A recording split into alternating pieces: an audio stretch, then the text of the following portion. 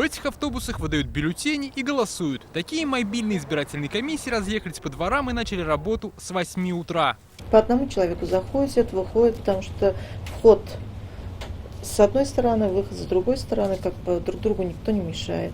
Первый раз в автобусе голосовали, да? Да, первый раз, Как нормально, нормально. Сначала, конечно, не знаешь, куда, как, что пройти. Все указывает, показывает.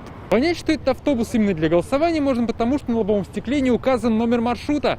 Также сбоку представлены информационные плакаты, где размещено, как и когда проходит голосование, а также какие поправки предлагается внести в Конституцию. У всех голосующих на входе проверяют температуру и выдают маски, перчатки и ручку. В салоне оборудована кабинка для голосования и урна для бюллетеней. За процессом следят наблюдатели. Да, здесь все видно. Заход у нас по одному человеку. Пока у нас избиратель не выйдет, следующие не проходят. Также на улицах развернули специальные шатры для голосования, где все оборудовано как на участках. Всего по республике открылось более 400 таких уличных мест для голосования. Все работает в штатном режиме. И я могу сказать совершенно точно, что все продуманные моменты для удобства и безопасности граждан работают. 36,4. На стандартных участках для голосования на этот раз все необычно. На полу в коридоре издали специальные ленты, чтобы люди соблюдали социальную дистанцию. Паспорт тоже нужно показывать, не передавая из рук в руки, сняв на это время маску.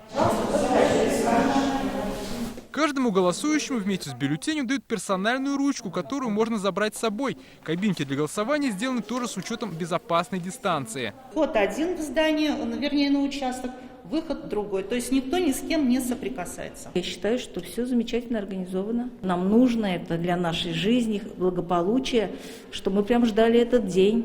И всей семьей пойдем. Ну вот я первая. Голосование будет идти до 1 июля включительно. Уличные участки будут работать в первой половине дня, а в зданиях во второй. Можно проголосовать и на дому. А заказать эту процедуру и узнать все о голосовании можно в Центре избиркоме республики. Вся информация на сайте ЦИКа. Дмитрий Аринин, Рамзиль Гарипов, ТНВ, Казань. Наша рука помощи вашему бизнесу. Антикризисные предложения. Телефон 843 5 705 100.